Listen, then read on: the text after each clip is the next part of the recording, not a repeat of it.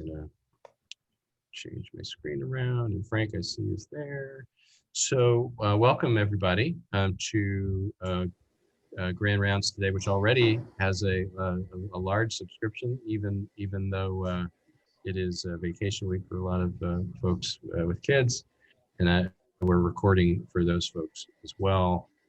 Really excited to have Dr. Fortunati here with us to talk about.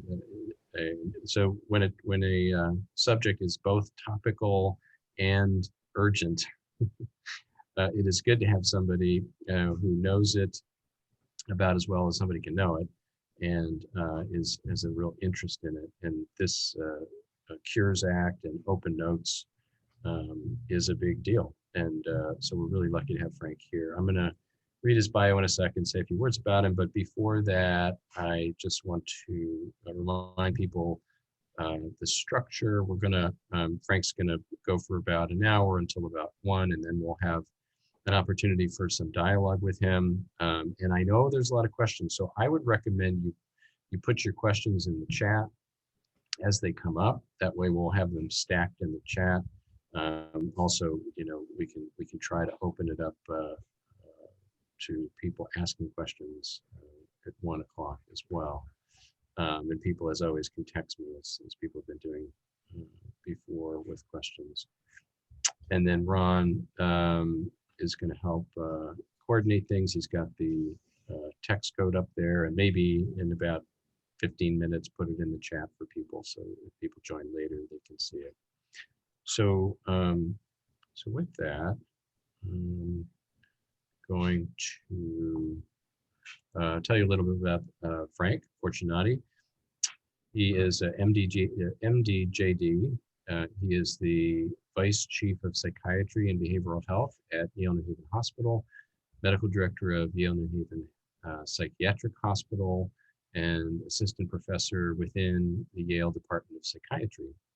He received his law and science degrees from Rutgers University and his MD in New Jersey before completing his psychiatry residency in child and adolescent and forensic psychiatry fellowships at Yale School of Medicine. That is a pretty robust set of trainings and skills that he uses, I think, to the fullest. Since becoming medical director in 2016, Dr. Fortunati led the successful unit reconfiguration at YPH, recruiting approximately 25 FTEs of psychiatrists and psychologists, with 21 of those faculty members remaining at Yale New Haven Hospital, and he's leading a redesign of the hospital ambulatory psychiatry programs, and really has quite a mind for that. He's on the board of the National Association of Behavioral Health Care, where he's also on their quality committee, the Connecticut Behavioral Health Partnership Oversight Council, where he co-chairs the Adult Quality Access and Policy Committee, and he also serves on the board of directors for Bridges Healthcare, which I didn't know. Is that where Dan Oren was, Frank? I don't know, Dan Warren. It's in Milford. It's a small, the small LMHA in Milford. Dan Oren used to be the medical director. Oh, okay, yeah. And his clinical and administrative focus is on improving quality and outcome measures for clients served at Yale New Haven Hospital, on bringing research and advances to everyday clinical practice, and creating leadership opportunities for junior faculty at Yale New Haven Hospital. So I also just wanted to say a couple of words. I've known Frank for a number of years.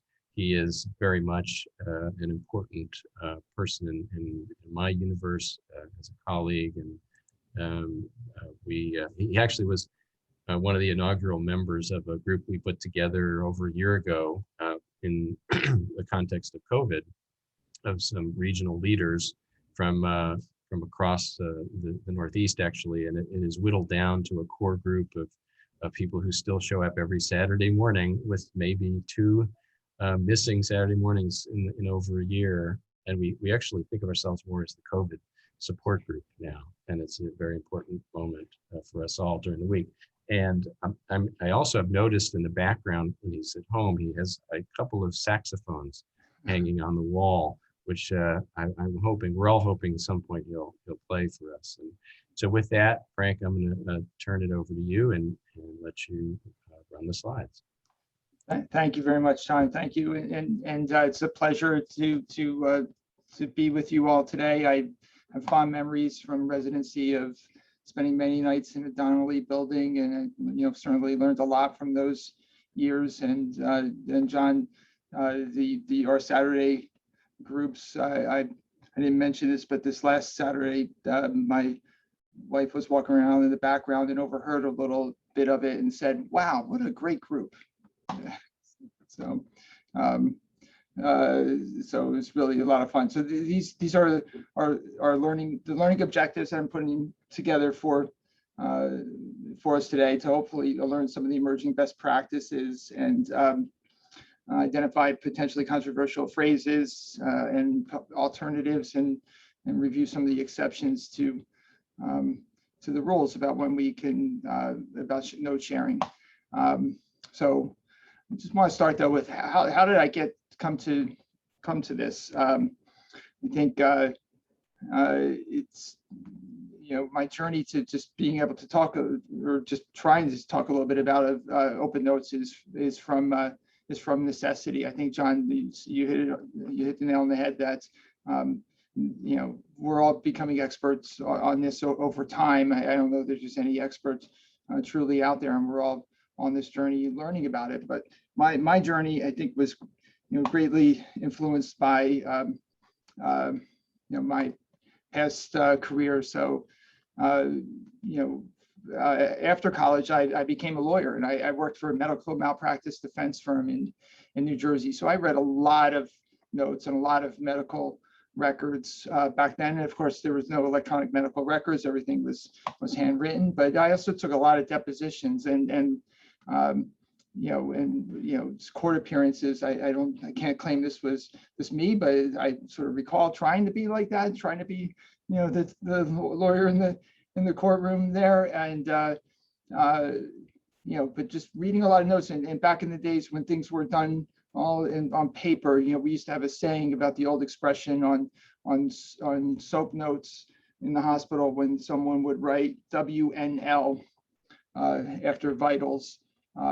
Most of us, physicians all know who, remember the days of just handwritten notes. WNL, physicians think means within normal limits. Malpractice lawyers think it means we never looked.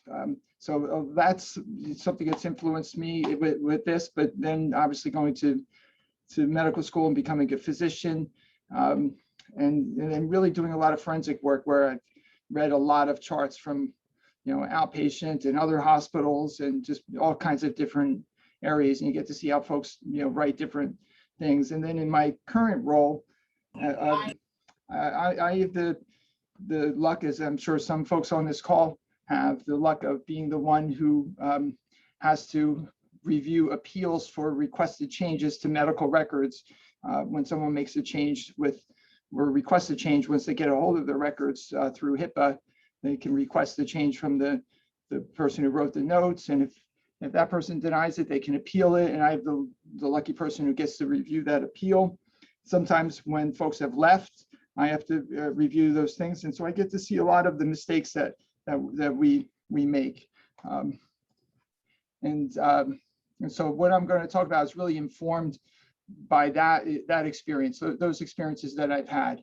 These things that, I know you've all, Dr. Zhao and others have told me, there's been a lot of talk, discussion about what open notes is, and I don't really want to get into the detail of the legislation, but folks, should know it's an international movement. It's happening really across the world, and there's a pretty robust website about open notes.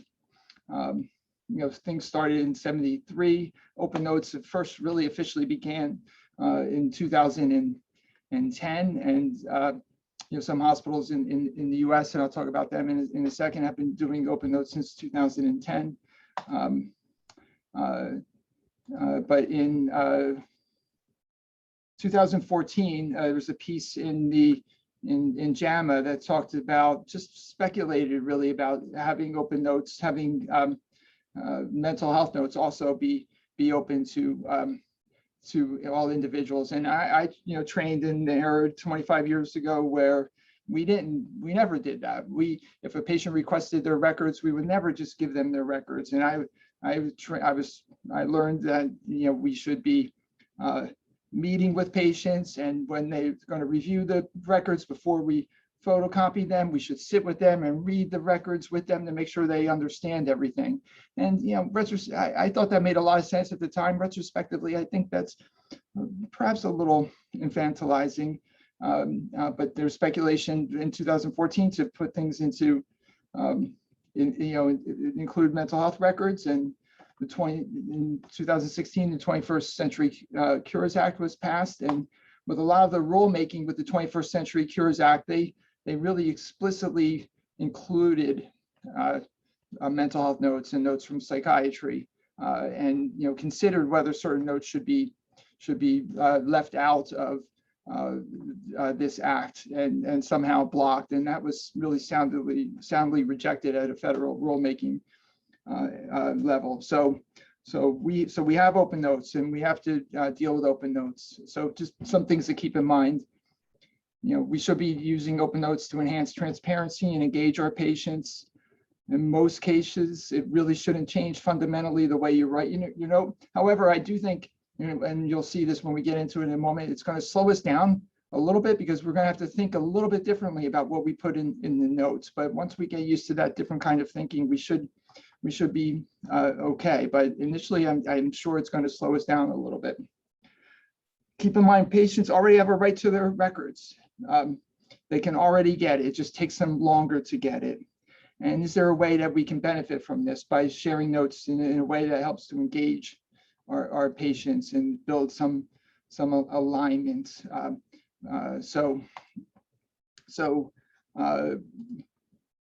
I was aware of open notes coming a few years ago and just kept putting it off. And in this past year, we were distracted, as I think everybody was. I mean, we were all distracted by COVID. I think legitimately distracted, and then all of a sudden, open notes is like around the corner, and we weren't ready here at Yale New Haven because we were so distracted dealing with everything from COVID, as I know Hartford Healthcare has been from my meetings with John, and how busy everyone is at IOL and having a COVID unit and at all of the system hospitals. So we were distracted. So I had to kind of quickly come up with some guidance for our folks about how to chart with open notes. And so the guidance I'm going to first show here is really just from my perspective as a recovered lawyer, practicing child and adolescent psychiatrist, occasional forensic psychiatrist, who's now really an administrator. And I focused on these issues. And I'll get into detail with these as we go. So where folks get into a lot, I think, issues with open notes is the use of labels. So avoid labels, and I'll have examples of these. I learned a long time ago, in second year of residency, when the greatest mentors I've had at Yale, folks may remember Malcolm Bowers. He taught me, we can't read anybody's mind. We can't get into anyone's mind. We don't really know what folks are thinking. In our notes, we really have to focus on their behavior, focus on what we see. Remember, we can't read minds. In our notes, we should use a conversational tone. There is a tendency for many folks, and I don't know where this comes from, but folks will write in the third person. I personally think it makes it a bit harder to be mindful of what you're doing with open notes. And I would encourage folks to write things in a first person. And we just got to stop using clinical jargon, things like the patient denies, and I'll get into that a bit more.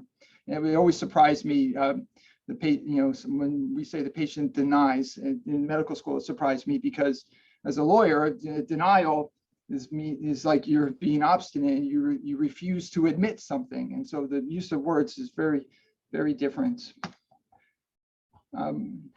I advise our folks to keep the mental status exam elements in the mental status exam part of the notes and don't mix it into the interval part of the notes. And I'll explain that in a second as well. be supportive. Don't judge folks. Again, we can't read their minds. We really don't know someone's intention with what they're doing. All we can see is what they're doing and how they might be responding. And always, always, always discuss the diagnosis. And I'll again get into that. So this is what the kind of the framework I came up with to do some of the training that we did in February before we went. Well, we went live February 1st, so I came up with this some training and really in January to train folks.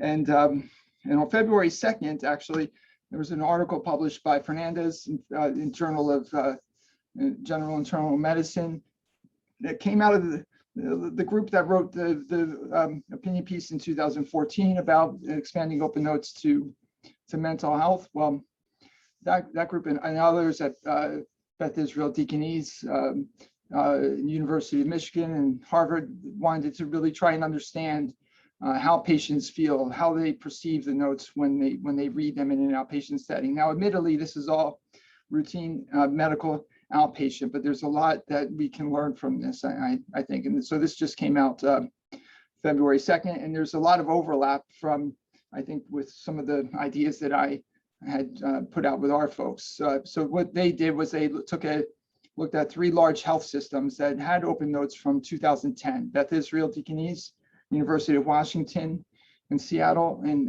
Geisinger. And they did an internet survey of folks and asked if folks had read notes.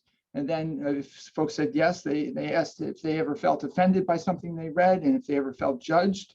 And if they answered yes to any of those, they then asked just for open free text responses so that they could do a thematic analysis. And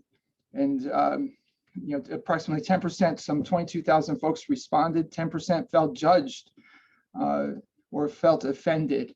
And then when they did the thematic analysis, it fell into these kind of domains: feeling disrespected by their provider, felt hurt from the use of labels, and another domain was errors and surprises that they saw in their notes.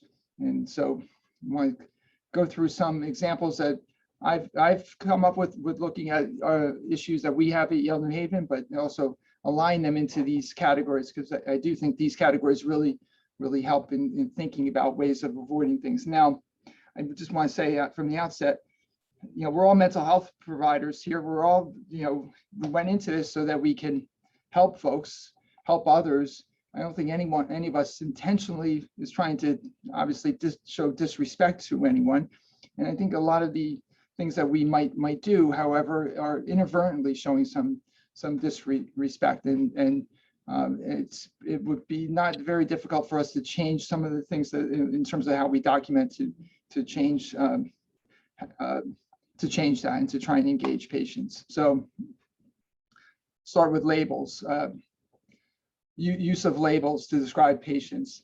We really need to avoid them. So as an example, in almost all the examples I'm going to have here are things that I've pulled from Yale New Haven notes between November through January. Obviously this can be problematic. I think we all know this in our current climate. There's no reason necessarily to identify someone's race in a note. There's likely not a reason to identify their gender preference in the note when we're just labeling someone like this. So while we're factual with it, it's folks will be offended because you're communicating that's what you see when you see someone. Just state their age, period. Let's avoid using these other labels that really don't add anything to this part of the description. Obviously, when there's times when it's relevant, you might include it, but most often it might not be relevant. Another label, this transgendered label, and I admit it's hard for me to keep up with some of this, but this is one of the things that's misused frequently. And in the way we just label folks with this, if folks have an identity, a gender identity, we should respect that. We need, in this example, there's no need to identify race again. And these terms, transgendered, are all discouraged, as is the, FTM, or female to male, male to female. Also, we really should discourage. What's more acceptable would be to identify what their gender identity is by, how do they see themselves. So an example is an 18-year-old affirmed female, and say birth assigned male, period. And, what pronouns they prefer.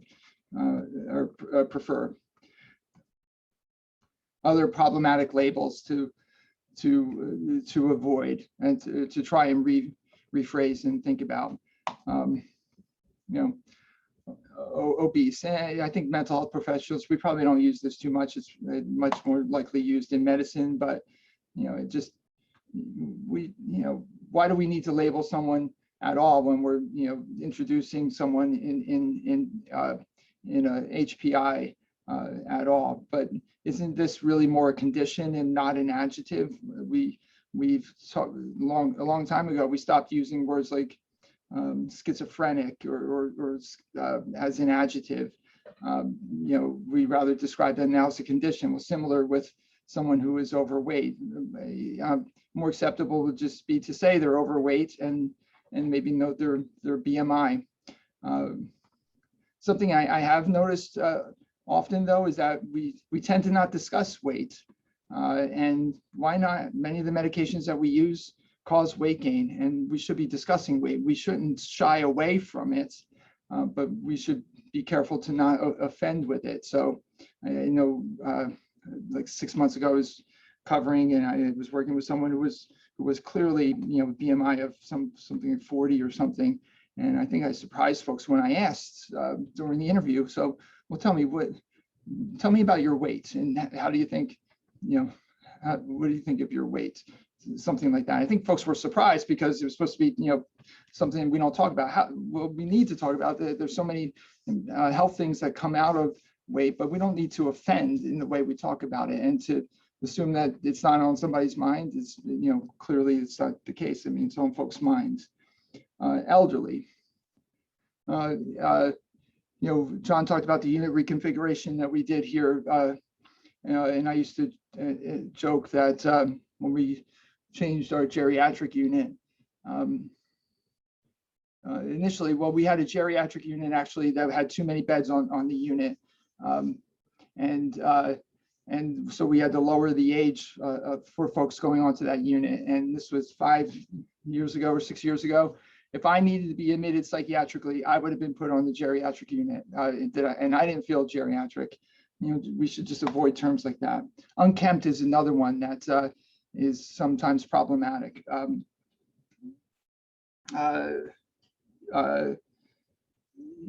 It's very subjective, isn't it? And we've had this come up a few times on our adolescent unit when we describe someone who has dreadlocks, and we might say that they appear unkempt, but we're also not giving folks the materials that they might need to keep that up. And why not just instead, again, how necessary is it? But you can just describe what you see more with regard to clothing and things like that, as opposed to this conclusory that if someone appears unkempt. And same with descriptions of demeanor. If someone's guarded, I mean, guarded to me is different than guarded to someone else. And I think if we notice that someone's guarded, we should be asking about it and then put their response in it. To just simply say, you seem to that you don't want to really share information, what's going on, and note that. We need to focus on on behavior. So a lot of times in how we show respect to someone, we make conclusions about what we might see, and we draw conclusions about what might be behind that. And those conclusions sometimes are just not going to be accurate, or to another reader, to someone who's reading this later, next week, the next day, next week, next year, they're going to draw the wrong conclusion, perhaps based upon how we frame something. So my favorite one is, one of my favorites is, other than the patient denied, is this: the patient refused to be interviewed. And this was one that I came across because I had a request to change something in a note because our consult service went to see a patient who was on a medical floor and who was in some GI distress and wearing, their hospital gown. It was felt the need to frequently get up and use the toilet in the room, and asked the consult team to come back. That he didn't want to be interviewed then, but they put in a note that the patient refused to be interviewed. We should take the opportunity to try and build some trust and use supportive language. Refuse is a really strong verb. What this person said is, I didn't refuse. I just asked them to come back because I was not comfortable. Why not just say that? The word refuse, to a lawyer, you hear someone it's a determination not to answer something, and that wasn't the case. Instead of using refuse, let's attribute find out what's really going on and just simply state that.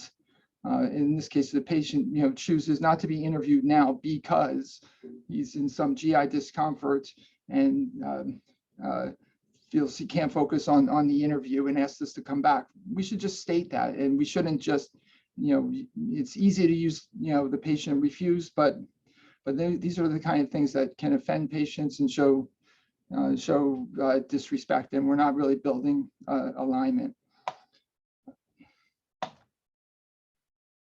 Again, with a focus on behavior. Sometimes we tend to write things where we make conclusory statements in our notes, and we don't in an interval section of a note or in the history section, or the history of present illness section, and they're kind of conclusory and doesn't really tell us what's going on. It doesn't they're often make conclusory statements, and these are things that unfortunately I see too often in our notes here. A patient who presents to the emergency department, again complaining of abdominal pain, then exhibiting bizarre behaviors in the emergency department, as well as reports about behavior at home. What does that tell me? I don't. What is the bizarre behavior?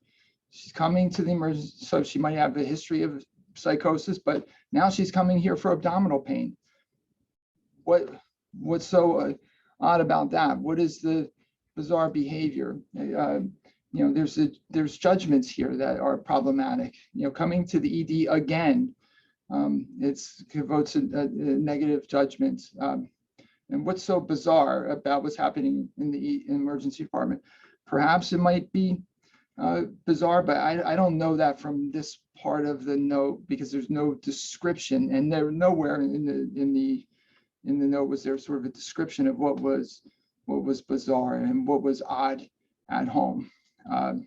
What you like to see is more of the what actually somebody saw, and this is admittedly my coming up with an example of what it might be, assuming the patient was actually psychotic, because from this I don't really know if the patient was psychotic, but we should put in what we actually see. And the description here of patient yelling at the nurse, telling them to just cut it out of me, and the odd behavior, taking large quantities of X-Lax because she thinks somebody's implanted a listening device. And just actually we need to say these things and not just leave with conclusory statements. Minimize the use of jargon. Another way that we show disrespect is through our use of these simple phrases that are easy and expedient for us to use, especially when we're going through history elements. So this one always kind of, I don't know, I never really understood this. The patient denies use of alcohol, marijuana, or other illicit substances, because again, the lawyer in me is thinking denial is like a refusal, or I refuse to admit something. And I know it's easy for us to put her in that way, or in the old-fashioned, when we would handwrite notes, we might do a circle with a line through it to mark it out, to sort of connotes that there's no use of alcohol, marijuana, or other illicit drugs. But now, since with EMRs, we're saying denies. Again, it's a verb that can be argumentative and implies that someone is purposely withholding information or a refusal to recognize something. it doesn't build collaboration. And I should add that these examples that I'm coming up with are things that I found in notes, but this article that just came out that I referenced from the Harvard group has examples, just like this, where folks said, I didn't deny it. It sounds like they didn't believe me. I just told them I don't drink. And just keeping it simple, I think it helps. I see in the chat, and I'll get to it. Well, here, just the patient tells me he just does not report or does not drink alcohol, smoke marijuana, or other substances, or the patient does not experience this. The patient reports this doesn't happen to them or has not experienced it, but as opposed to, deny. There's other ways of saying these things. So just the patient tells me he doesn't drink alcohol, smoke marijuana, or other substances. We can just say it plainly like that, rather than just deny. And then actually in the chat, I see someone said, well, when they continue to deny substance use after discussion of positive urine toxins, that's stuff to absolutely talk about, though. Patient says tells me he doesn't use. However, when asked about the positive urine, they said, what, and did they have an explanation? Did they admit to it? What did they say about it as a result? Using a conversational, again, this is more about disrespect, using a conversational tone. And I'd say, keeping the mental status exam in the mental status exam section of the note. From notes that I've read that just kind of start out that the patient presents as grandiose with flight of ideas and pressured speech. I don't know what that means. I know what that means as a psychiatrist, and if it was in the mental status exam, I might know what that means. But in the interval section of the note, in the history of present illness section of the note, it kind of really tells me nothing. And so, these are things that belong in the mental status exam. What was the patient actually talking about? And we really should be distinguishing between, grandiose delusions and just plain elevated mood. And these things are kind of conclusories based on your examination, but in the interval section of the note, what was actually being talked about? Because when then patients go back and read that, you should give some reference to what it was that they were actually saying, so that they can kind of understand what they're saying, and you can make the point about what it was that you saw and what they were saying that led you to believe that they had grandiose delusions and flight of ideas and pressured speech. The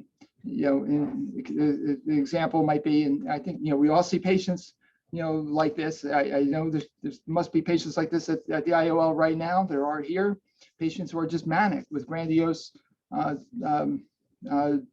delusions, and who we know they say a lot of things, and we know it might not make sense.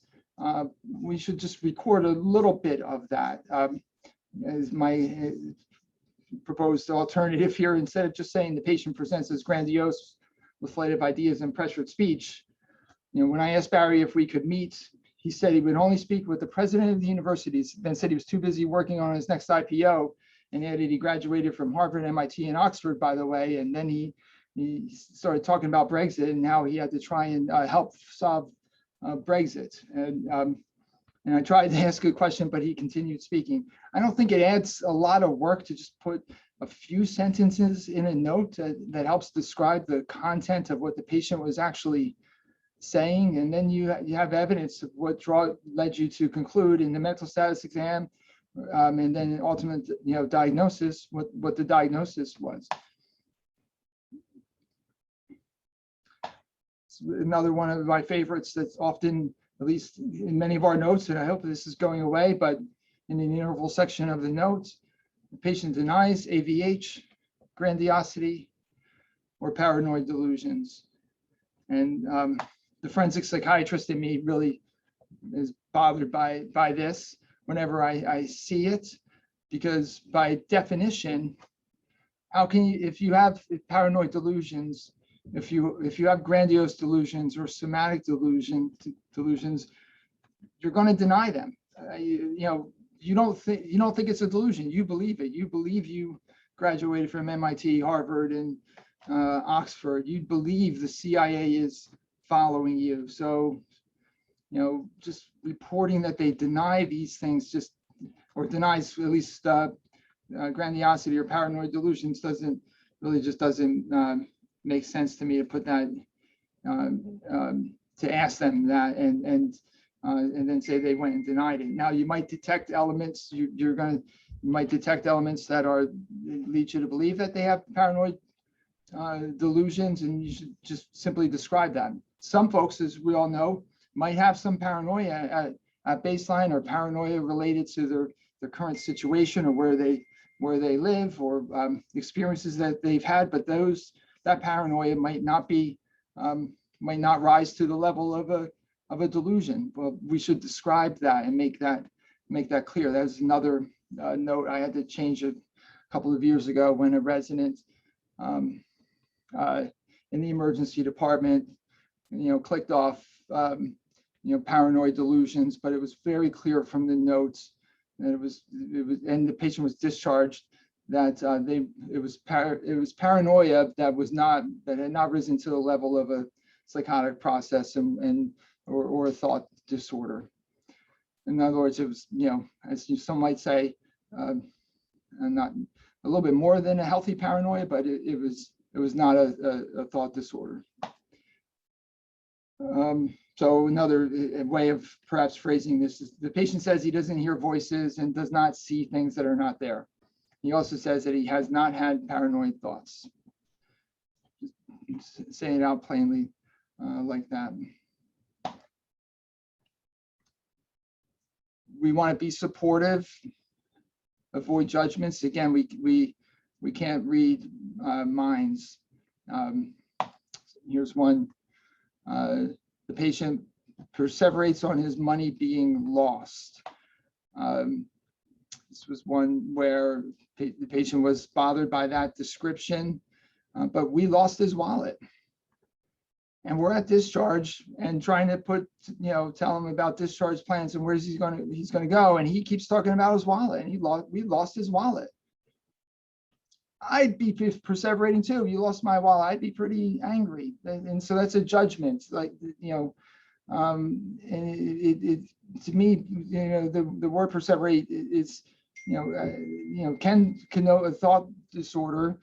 We all know folks with, thought disorders may perseverate on things, but there's also times when folks will legitimately be anxious and worried about something and keep coming back to that. Is that really perseverating?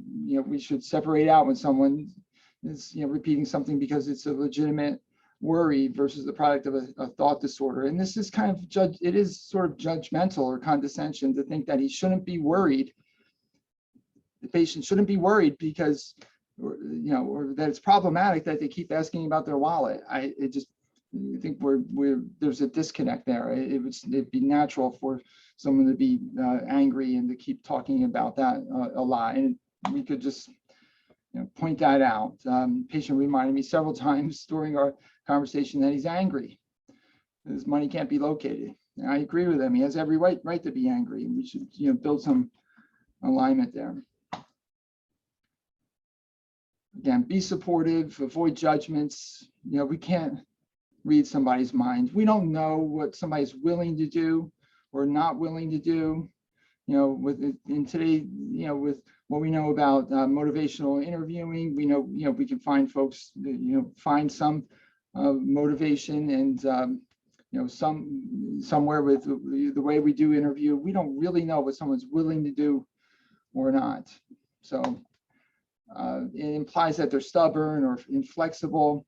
There are alternate phrases that we can use that will help to build some alignments. And a phrase might be that they just continue to find reducing alcohol difficult. That's all. Something simple like that, I think, would go a long way. I think it says the same thing, but it's the willing part. I can't read somebody's mind, so I don't know what they're willing to do or not willing to do. I only know what they tell me and what I might see from their behavior. Okay, so We disrespect, we talked about disrespect and labels, but how about errors and surprises? That's a big thing, and I think it's really critical. I'm sure everyone has had this happen, where a patient has a diagnosis on a chart, there's something on a problem list that kind of shows up, and we haven't discussed it with the patients, and they learn about it later. And I've had this multiple times. I don't want to say multiple times, but at least 4 times over the past year, where someone is saying that they were never told about a certain diagnosis. To me as a lawyer too, it's just, we're not providing informed consent. We're not treating folks with informed consent. If we're not discussing the diagnosis or what we think the diagnosis is, or rule out diagnoses with them, then we have a problem. We have to discuss the diagnosis with them. So don't avoid discussing difficult differential diagnoses like schizophrenia or borderline personality disorder or dementia. It has to happen. It might be hard to do that in that first session, so maybe you wait till the next session.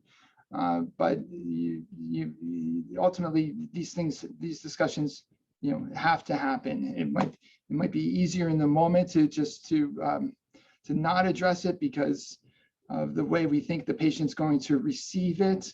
But ultimately, I think it does make it harder down the road. And I do think there's an issue with informed consent if we're providing treatment and we think that there's one diagnosis going on, but we haven't told them that, and they're actually doing, the patient's actually,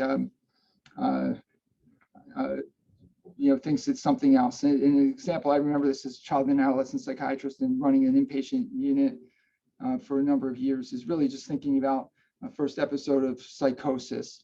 And I don't know that this might be schizophrenia. Sometimes there's a sufficient prodrome, and I can have that conversation with parents with a 15 or 16-year-old. Other times that's my worry, that it might be schizophrenia, but I don't know that for sure. I wouldn't avoid those conversations. I would say I'm worried that this might be schizophrenia. And this is my worry, and what I think you need to do in the first episode of psychosis clinic and monitoring and things like that. We have to discuss these diagnoses. If it's in your differential, but you're not exactly ready, you're not really ready to make a formal diagnosis. In my opinion, that's exactly the kind of conversation we should be having with patients. Could you imagine if you went to a doctor with a cough? Or there's some bump somewhere, and the doctor thought it might be cancer, but didn't say that to you. We'd all be pretty angry. These are examples that came from the Fernandez article I cited earlier. Again, it's from Medicine, but these were folks just said, I read about a diagnosis we hadn't discussed. If it's important enough to go into my file, it's important enough to tell me about it. And the diagnosis on the note was that I was suffering from depression by the doctor, but the doctor didn't even mention it to me on the visit. That's why I keep reading my notes to know exactly what the doctor really thinks about me, but didn't say it. Very, disappointing. Another thing that was cited in the Fernandez article is the doctor reports having made a number of statements and recommendations that he just didn't make those statements and recommendations. And we just had a recent experience with that here, and I can talk a little bit about our open notes experience, but we talked on our inpatient unit, young adult unit, 22-year-old perhaps, first episode psychosis. The doctor put in her plan or recommendations to consider an LAI, consider long-acting injection. And the patient was inpatient, so he didn't have access to his MyChart, but it turns out his parents had full access to his MyChart because they had his username and password. And so the next day they said, "What's an LAI?" And again, if you're thinking about it, why not have that should have that conversation. That's something I think, discussing risk benefits and alternatives of an LAI. And I think that actually was a good outcome here because it helped prompt that conversation. So just general top tips, and get into a little bit more about some other things we can do for best practices. It's just write notes now. We have to assume the patient's going to read them. If it's important enough to put in a note, it's important enough to talk about with the patient. Discuss what you write and write what you discuss. Straightforward. Other best practices, be succinct. It puts things in the note that show that you're listening. Whenever possible, use the patient's words. Copy at your peril. Your own epic. It's just dangerous to copy. I tell all of our docs here, never copy someone else's note. Never. And sometimes I know, and I do this. I might copy one of my old notes and copy it forward. But it's my own old note, just to make some of the documentation a little easier. Copying someone else's note is risky. Copy at your peril. Minimize jargon. I went through that, and trying to avoid uses like refuse, words like refuse or denies. Keep it relevant. Keep it relevant to why the visit's happening. Folks can feel judged against if they were late, and it could be that they were late. It was completely out of their control. It's, I know it makes it hard for us, but it's not really relevant to why they're there. Be careful when a patient starts complaining about colleagues. When I hear a patient complaining about a colleague, I know that in 2 or 3 months they might be complaining about me. Just be careful about it. If you think it's really important to include something there, just make it clear that you're reporting what the patient told you, not that you're endorsing that, and not your conclusions. And be cautious about statements about others, family members, coworkers, and use quotation marks when you can, and be it's okay to be somewhat selective. You don't have to include everything in the note. If there's concerns, address them directly and respectfully, especially sensitive topics. Comment about if the urine tox is positive, but the patient denies it.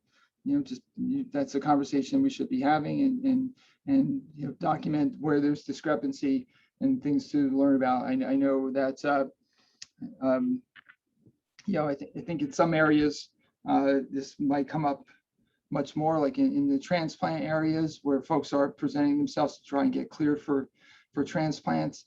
If there's discrepancies in the charts, I think that it has to be addressed with the patient. It might mean having another visit with the patient, but to address those discrepancies and just be plain matter of fact. You've told me this, but when I read the report, the other reports, this happened, or when I spoke with your wife or your children, they say this. Help me understand the difference. And address discrepancies found in other notes. Point them out, get their perspective. Try and be balanced. Try and recognize the patient's strength, what they're trying to do. Just trying to build alignments to try and recognize their strength, to try and build positive change. Provide context. Often we leave that out. Why are we actually meeting with the patient? So it's good to provide some context and always try and reinforce the plan. With this, actually, as a private, for a long time, I was a private practitioner of child and adolescent psychiatry, and for my med visits, I got into the habit of dictating my note when the family was still there, because I just saw these times when a mom is there frantically writing down what I'm trying to tell them. I would dictate the note there. And when I switched to an EMR in my private practice, I would type the plan out and read it out loud and then print it and give it to them. But you can take these as opportunities to reinforce the plan. And we can provide educational materials or links in our notes. So practically, how can we do more of this? So as I just described, include patients in the note writing process. Let them, if you have dictate, just include them in the process. It'll help avoid confusion. If they hear something in the note that you're putting in that they disagree with, they can tell you right then and there, and you can fix it. You can turn the computer screen toward them, show them what you're typing, or you can read aloud what you're typing while the patient's present, or as I was doing, dictate a portion of the note while the patient is still there, so they can hear that as well. Check for understanding and accuracy and correct any things that's wrong. That doesn't mean that they get to decide what goes in or out of the note. You still get to decide, what goes in the note, but later it will avoid, confusions and perhaps upset patients. So sensitive topics, write what you discuss and discuss what you write. Don't avoid sensitive topics. Talk about it and talk about how you're going to document it. Whenever possible, use the patient's own words. And when describing something that's really particularly sensitive, it's okay to use general statements. You don't have to give a blow by blow. You don't have to describe everything in such detail that could be potentially humiliating or embarrassing. And so I want to give an example of something that came up the first week we opened open notes back in February. And how I recommended somebody respond to this. So one of our advanced practice nurses was seeing a patient for the first time in our IOP. It was a Friday, the first week of open notes. Patient had a history of a recent suicide attempt. And the clinician was concerned that if the patient were to read this over the weekend, it might cause him to be more concerned. The situation was that the patient was having chronic suicidal thoughts, not intense, and a lot of OCD symptoms. She had just met him. She viewed him as fragile, and there was often discrepancies between what he said and what other providers have said, or what he tells providers. He seemed uncomfortable during the interview, so she tried to provide a lot of support, and through that, he disclosed that he was having intrusive thoughts of a sexual nature involving a minor that he walked by in public. She then confirmed that while he was visibly distressed, it took him a long time. She confirmed, however, that there was no history of violence, no history of sexual assaults, that he doesn't have any contact with minors. She thought his diagnosis was consistent with OCD. But noticed how it was extremely provoking for him, just even talking about it. And so she called me and emailed, and then we had a conversation. And she asked, "Is this an appropriate reason to delay release of a note?" And now the rulemaking that at a federal level basically said that psychological harm is not a reason to withhold a note. And I'm going to talk about that a little bit more, but it's by itself, it's not a reason to withhold a note. So I advise her to document it like this, and put something like this in her note. As our conversation progressed, John began to, and keeping it in the first person, John began to appear uncomfortable. When I asked about it and providing more support, John shared some intrusive thoughts that he has had recently of a sexual nature. So you notice I did not include that minor here. John was clearly distressed by these thoughts, and it appeared hard for him to even tell me. He tells me he's never acted on these thoughts. Based on our review of his OCD history and other symptoms, I reassured him that these symptoms seemed very consistent with his OCD.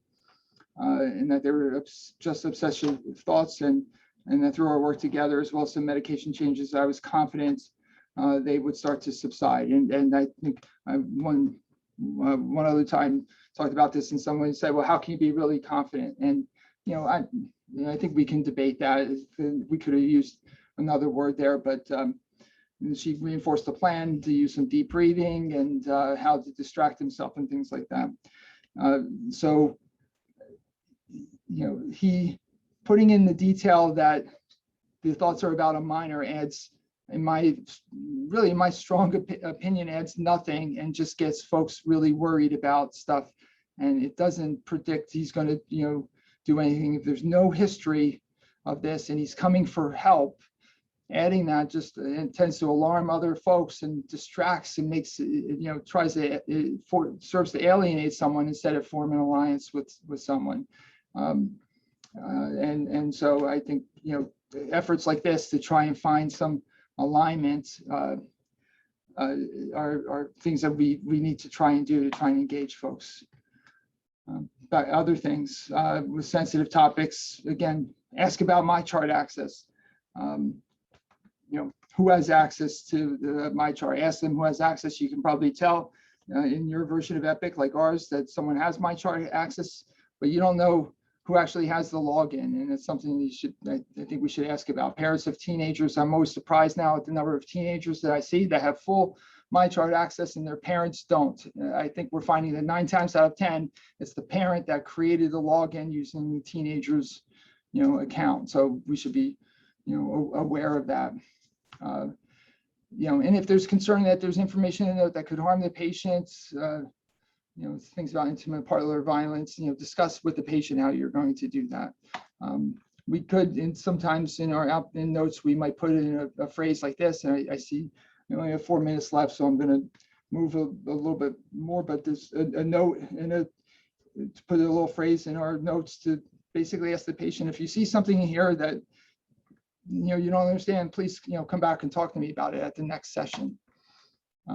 So are there circumstances when I should not share a note? Again, topics like cancer risk, substance use, psychiatric diagnoses by themselves should not be, and in my opinion, really should never be a reason to not share a note. But if you do block a note, always document the reason. I got the things out of order here with the animation here. So hiding a note should not prevent, remember, hiding a note doesn't prevent us, the patient, from seeing it. They can eventually, get to the note.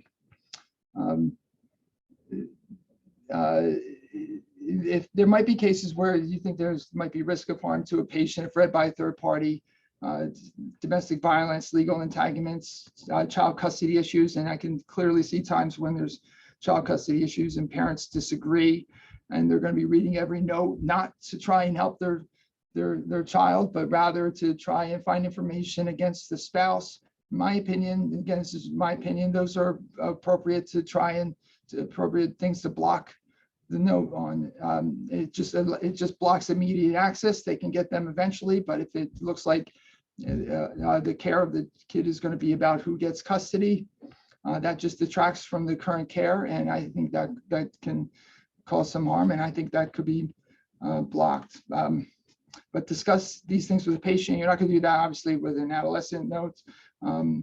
If your note references detailed medical history about another family member, that would not be appropriate for a proxy review. For example, like gynecological history, you might want to block that note, especially if someone else has access to that notes. So quickly, I know I'm told that everyone's talked about the 21st Century Cures Act in the past, so there's a lot of detail, but there's basically 8 exceptions to that will allow us to block notes, and that all that means is just block immediate access to notes. Only 2 of those exceptions have any clinical relevance. One is the preventing harm exception, and with the preventing harm exception, there has to be an individualized assessment by a treating clinician to show that there's an individualized risk of specific harm to a patient. So we can't just blanketly block certain types of notes. If you think there's going to be harm to a patient from reading something, or it could be harm to another person, you can block the note, but you should say why. Again, in federal rulemaking, it should be very rare. They specifically rejected the idea that psychological harm was a reason to block. Connecticut law, however, does allow us to withhold notes if we think there's a substantial risk that the patient's psychological status will deteriorate if they had the note. This is not an illegal opinion, but I think, if you do have that concern, there's a strong argument that Connecticut law on this part might trump that, but again, it would just be a temporary withholding of the note. Eventually someone will get it.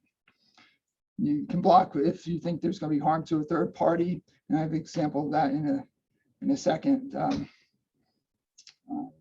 If you have collateral information that you're worried about the patient getting, you could also put that in a different type of note that doesn't get released.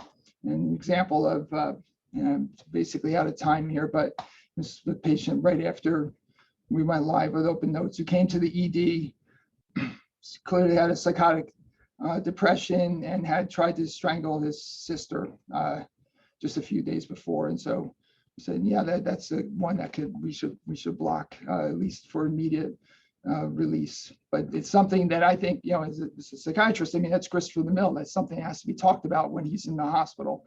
Obviously, you can't just throw somebody like that back home without addressing that kind of thing that happened. And again, privacy, the other exception is the privacy exception. And we've had it happen several times in our geriatric unit where others have access to a note and they're not the conservator. And we might block those notes because, the spouse or sister or, some other relative who knows the patient well, help them get the MyChart access so they still have the login, and then they're going in and reading those notes. And we're blocking those notes when that happens. So let me end there, and sorry, rushed through the last few slides there, but it's great. It's actually great, actually. And can you hear me, Frank? Yep. So this is extraordinarily helpful, and for you to be here, just a bit ahead of us in our process, giving us a report about what the process you use to get to where you are, what it feels like to already be doing. It's very practical, and I'm going to do my best to kind of curate. There's a lot of stuff going on with questions, and actually, the first sort of set of questions I think speaks to the way that this talk was a real deep dive into the, actual thinking about language and how we use the language. And what I took from that were a couple of basic principles. One was a kind of golden rule, approach. What would you, if you were reading this and it were about you, how would you feel about it? And it's not just about how you would feel about it. It's the second part, Frank, I thought was sort of like a let's really be fastidious about our detail. Like really start to think about, why do we use language? Why do we use the word deny? Do we really mean that when we say it? Why, even the subtlety of obese versus a diagnosis of obesity, right? Like things you never really question. How much do we use language because we're just frustrated and we want to use a word that it kind of conveys that to us, even, and it's very different when you think someone is not going to read it. So there were a lot of questions about that. Where I want to go first, though, actually, one specific thing. There's a bunch of people asking about the slides, whether you would allow us to have them. Maybe if we took out some of that stuff that was from a chart, you would allow us to do that, if that's okay with you. And actually, in the recording, I think we should go back over that as well, just to make sure you're okay with us. Yeah, that's fine. I think I tried to sufficiently de-identify. De-identify. Okay, yeah. Great, excellent. So one, I want to specifically a couple questions about psychotherapy. Psychotherapy notes, kind of quote unquote. What do you have to say about that? And then people do some psychotherapy within other clinical notes, and how do you think about that? And particularly, there was a question about as it relates to transference and countertransference. So I don't know how it is at Yale New Haven, at Hartford Healthcare, but here we said a long time ago that we don't have psychotherapy notes in EPIC. When you read the definition of psychotherapy notes, it's about analyzing the contents of a conversation, and what needs to be in notes for medical legal purposes and for billing purposes and things like that. There's a lot that has to to be in there. And so we just don't have psychotherapy notes in Yale New Haven. We're likely not talking about transference and countertransference all that much in our notes. We might just be talking a little bit more about this, what we're actually, what is the behavior that, we're addressing with someone, and, what's, if it's countertransference, I actually don't think that would belong in a note, countertransference, but if it's transference that the patient has, I say that, and, and not say, I asked to address with the patient that they seem to be angry at me or some reason like that, and actually just say it in that way and address it, rather than just label it as transference. But we don't, we view it that we don't have psychotherapy notes in EPIC.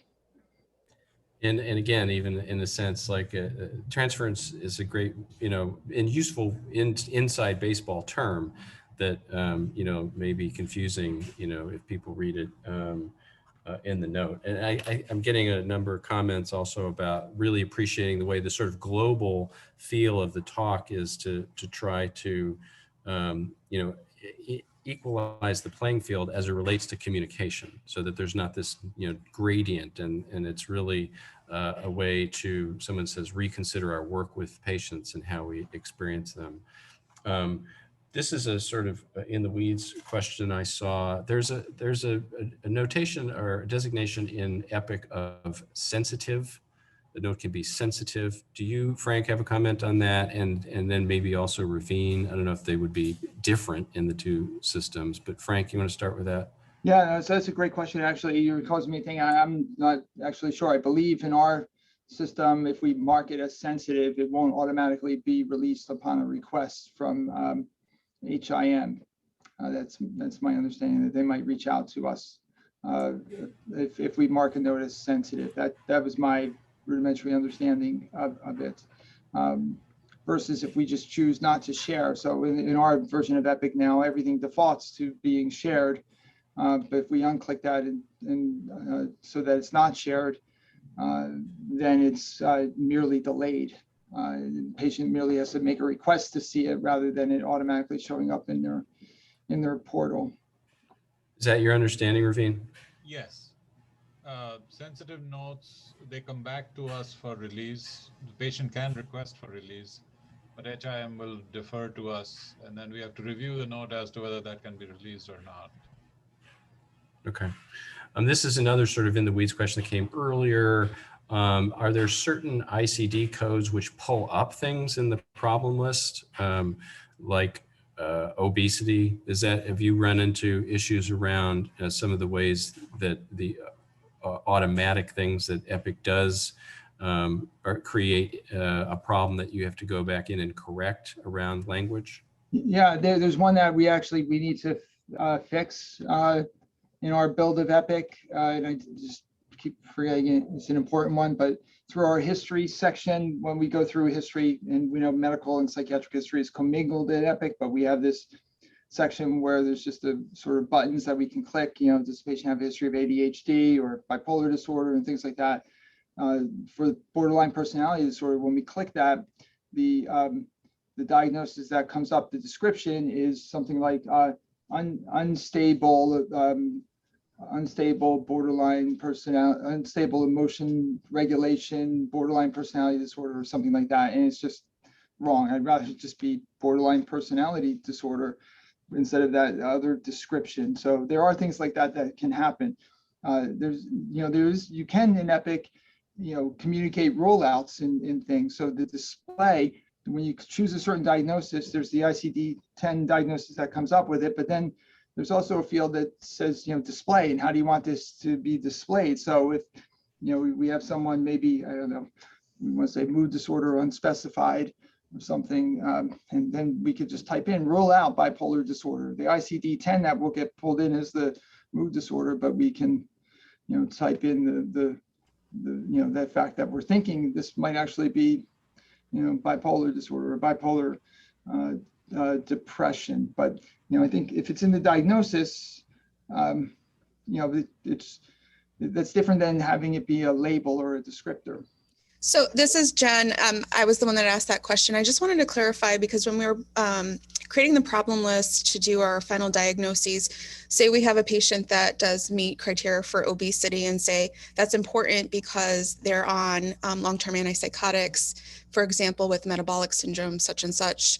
I just wanted to clarify that you're suggesting we don't say obese in the body of the note as a descriptor of the person.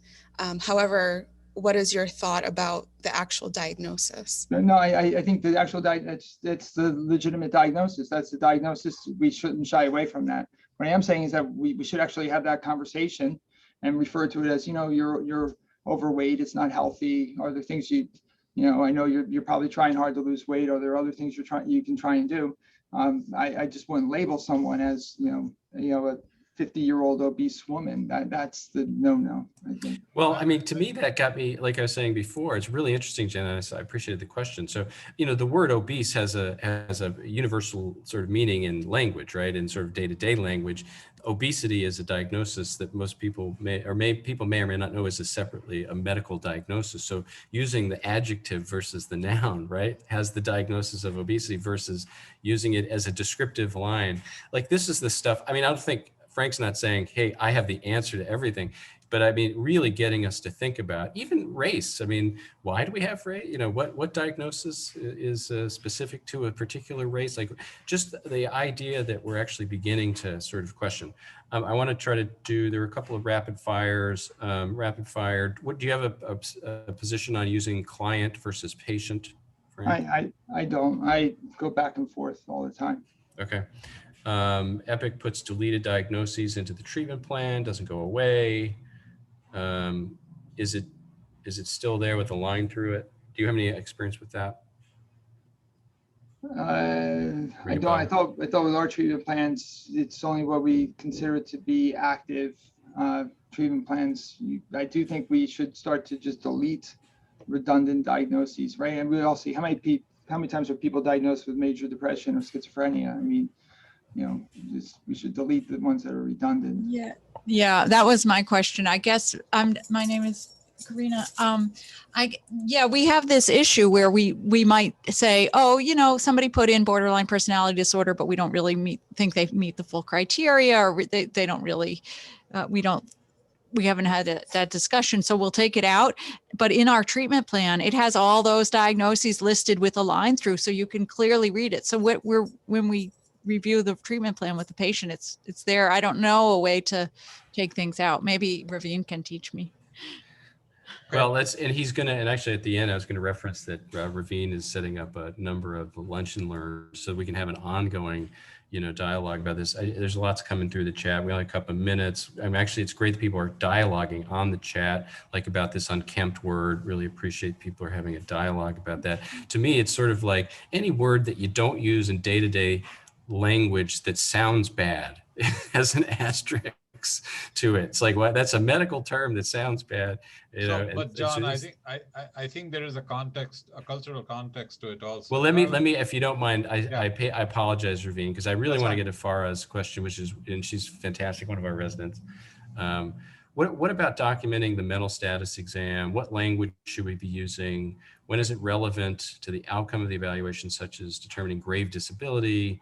So you're going to be in court, Frank, right?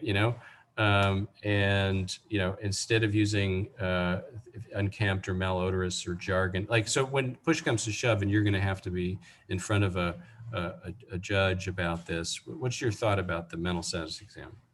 That's a great question. So, it's hard in the EMR. I know we created here, I actually created a smart block for the mental status exam and to make it easier to complete things, but then it's easy to click just unkempt without adding more description. You can always add more description, but if it was, if I was dictating, I would add a descriptor to it, like Emily says in her comments.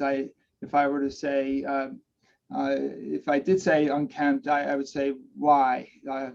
Patient appears unkempt as evidenced by Their hair appears unwashed and matted, and I thought, it seemed that the patient hadn't showered in days or something like that. And I would just say that plainly. I mean, it is what it is, rather than just leaving it as unkempt. I would just describe that in there. But in the mental status exam, I think we do need to be, that's our physical exam, and we need to try and be more precise, but just to give some evidence as to why you reach that conclusion. So, and we are at a time, I want to just allow Raveen to let us know, because, and thank you, by the way, Raveen, for setting this up and getting us the information that we need and realizing it's a process. So what are you setting up in terms of lunch and learns? So I think there are two parts to it. One is how to document, and to Frank's point, a mental status examination is quite